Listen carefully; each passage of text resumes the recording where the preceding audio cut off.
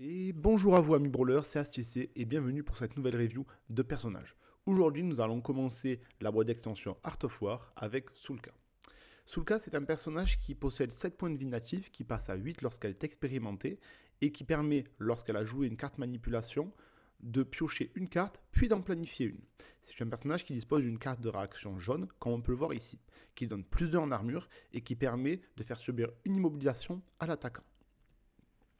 Alors, Sulka, au niveau de ses points forts, en premier lieu, c'est que c'est un contrôle très efficace et punitif. En effet, elle a deux cartes de contrôle qui sont en fait des cartes de transfert. Et en plus, ce sont des cartes mécaniques, donc l'adversaire ne peut pas les éviter.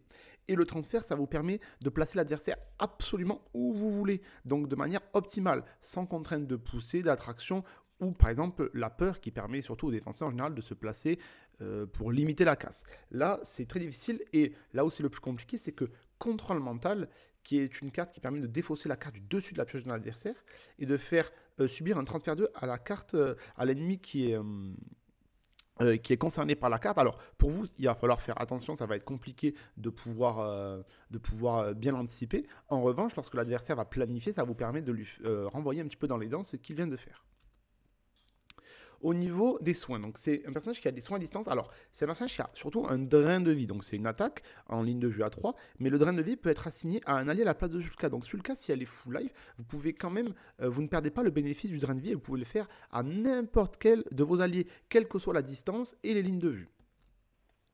Enfin, c'est une réaction qui est très puissante. On l'a vu juste avant, plus 2 en armure, c'est énorme. Il y a peu de personnages qui permettent de résister à plus 2, mais surtout que ça permet de faire subir une immobilisation. Donc par exemple, c'est très fort contre les Kolel, les Deryn ou tout autre personnage qui se déplace après attaque. Au niveau des points faibles, alors c'est un personnage qui est sensible au contrôle. En effet, sa carte de réaction ne lui permet pas d'éviter les contrôles et c'est un personnage du coup qui dispose d'un faible total de points de vie et donc qui va, lorsqu'elle va être contrôlée, se retrouver un petit peu dans une situation très délicate. C'est un personnage qui a des attaques limitées. En effet, au niveau des attaques, elle n'a seulement que deux cartes d'attaque, dont une qui ne lui permet pas de se déplacer, donc qui va nécessiter d'être placée au préalable ou alors de faire un contrôle sur un ennemi. Je parle bien évidemment de sa carte doublée. Et enfin, c'est un personnage qui ne joue pas les objectifs de zone. Alors par deux zones, j'entends la zone bleue, la zone rouge et la zone jaune. En effet, ça va être très compliqué pour elle d'aller contrôler ces zones-là, ou encore pire, la zone de l'adversaire. En revanche, elle va pouvoir faire d'énormes dégâts aux personnages adverses qui se situent dans ces zones. Au niveau des notations, donc pour l'attaque, même si elle a une attaque doublée à 2, qui nécessite quand même d'être préalablement contrôlée, c'est quand même, là on va mettre 2, alors pas au niveau du potentiel des dégâts, mais au niveau de sa capacité offensive générale, en effet que 2 cartes, c'est loin d'être la plus grosse menace en général d'une team. Au niveau des défenses, on est quand même sur 3. Alors, même si elle dispose que de 7 points de vie qui passent à 8, elle a quand même une 4 actions qui lui permet de résister un petit peu plus lors des combats. Au niveau des contrôles, donc on est quand même à 3 puisque c'est des contrôles qui sont très efficaces. Bon, après, il n'y en a quand même que 2, mais c'est relativement efficace. Vous allez le voir, transfert pour pouvoir faire des combos ou des attaques en arc de cercle de manière optimale. Au niveau du soutien, on est quand même sur 4. En effet, son expérimenté vous permet de piocher, donc vous donnez des options supplémentaires, de planifier, et ça permet également, avec sa réaction, de protéger un petit peu toute votre team. Avec un plus 2, c'est relativement énorme, sachant que lorsqu'on se déplace après attaque, c'est très fort, puis ça permet de faire du hit and run. Elle va stopper ceci et laisser un champion adverse en plein milieu de la zone de combat. Et également son esprit fuyant qui lui permet de se déplacer de 3, mais qui lui permet aussi de passer au travers des ennemis, des statues et des pièges, et qui fait subir moins d'armure à tous les champions ennemis traversés. Et au niveau de l'objectif, donc on est quand même sur 4. On est sur 4 pas pour sa capacité à scorer, mais plutôt pour sa capacité à gêner l'adversaire en le sortant des zones de scoring. Au niveau des soutiens, on va avoir Nevamort, donc avec un premier combo qui va permettre de placer notre Sulka et de lui faire bénéficier d'un plus 1 aux dégâts, donc de faire un doublé à 2 x 3, donc 6 dégâts de manière optimale. Enfin, on va avoir un second combo qui va lui permettre à elle de faire un transfert 1 et un étourdissement sur un adversaire. Donc, en plus, si vous étourdissez tel champion, je ne sais pas, vous savez qu'il a la carte réaction parce qu'il l'avait planifié depuis quelques tours. Vu que c'est une carte mécanique, l'adversaire ne peut rien faire. Et derrière, vous le sortez de la zone d'allié de 2 cases. Et derrière, votre Nevamort lui fait 4 dégâts. Ensuite, on va retrouver bien évidemment Taz. Alors Taz, il va le permettre surtout de faire, donc en premier lieu, une course à 2 pour qu'elle puisse se placer de manière optimale pour son attaque doublée. Mais avec sa carte en fait de réaction, il va lui permettre en fait de sortir de toutes ces lignes d'attraction ou de poussée. Donc ça peut être intéressant, comme on a dit, puisqu'elle est très sensible au contrôle. Et enfin, on va retrouver Douground. Donc Douground, on va trouver un premier combo que voici, qui va permettre de piocher. Les alliés de Douground vont pouvoir effectuer une course à 1.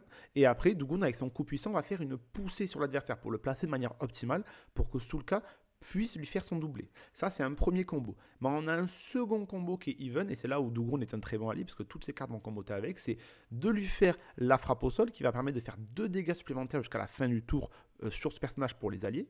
Ensuite, avec le coup de bouclier, vu qu'on a un déplacement préalable avant de faire la course, on peut se placer où on veut quasiment autour de le champion adverse pour faire une magnifique poussée à 1. Et derrière, notre Sulka peut faire un doublé à 4, donc à 8 dégâts.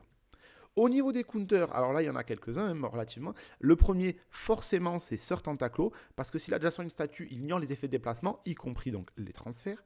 Et il a surtout sa carte mécanique, donc Obscurcissement de l'Esprit, qui va lui permettre de faire subir un transfert à 1 et de placer une carte au hasard de sa main sur le dessus de son deck. Donc, par ce biais, vous placez Sulka dans une zone dangereuse pour elle, mais en plus de ça, vous lui supprimez ses capacités de combo. Alors, on a vu que les capacités de combo en général c'est 2 cartes ou 3 cartes. Et donc vu que c'est une carte au hasard, l'adversaire, le personnage qui joue sous le cas, ne peut même pas choisir la carte dont il va se débarrasser. Donc c'est relativement puissant. Enfin, on va retrouver Gweyen. Alors Gweyen, elle a une réaction donc, qui permet d'être à plus 2 d'armure si l'attaquant n'est pas adjacent à la cible. Donc ce qui est très fort puisqu'on a vu que les attaques de Sulka se font en général à 3 de portée maximale. Donc Sulka va rarement aller au corps à corps. Donc vous allez pouvoir utiliser à son plein potentiel la réaction de Gweyen, mais c'est surtout que Gweyen, on le voit, elle a des attaques de 3 à 5, de 3 à 4, de 2 à 4. Elle a une portée énorme qui est donc supérieure à celle de Sulka et qui va lui permettre de faire d'énormes dégâts à Sulka et aussi aux autres champions donc de l'équipe de Sulka. Et on va également retrouver Lorelei. Alors Lorelei, pourquoi? Parce qu'elle va permettre d'échanger la place de la cible avec celle d'un autre champion ennemi. Donc vous prenez un tank, vous le mettez en backlane, et de la backlane, vous ramenez Sulka au milieu de la mêlée qui va prendre tarif, si je puis dire ainsi. Enfin, il va y avoir l'attaque qui permet d'ignorer la défense de la cible, donc au revoir les 2 points d'armure de la réaction de Sulka. Et enfin, on va pouvoir essayer de manière optimale aux attaques doublées de Sulka. Si on a déjà un champion qui a de l'armure, par exemple, on lui rajoute plus d'armure. Et si aucun dégât n'est infligé, on va se soigner au lieu de prendre des dégâts. Donc c'est très fort. Au niveau de ça, Lorelei est très forte. Donc j'espère que, en tout cas, cette présentation vous a plu. Bien évidemment, je vous montre la suggestion d'équipe. Donc ici, j'ai mis un Sulka, Nevamor, Douground. Donc ça va mettre une équipe qui est relativement résiliente sur objectif, qui va, mine de rien, résister au placement des adversaires, qui va permettre de placer les adversaires de manière optimale grâce aux différents transferts, aux différentes peurs et aux différentes poussées, qui va quand même avoir un bon potentiel de dégâts et un bon potentiel de déplacement.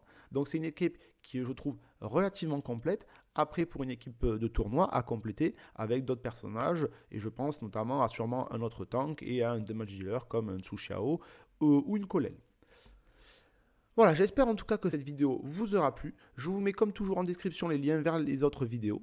Et moi, je vous donne rendez-vous à la semaine prochaine pour une nouvelle review. Au revoir et portez-vous bien.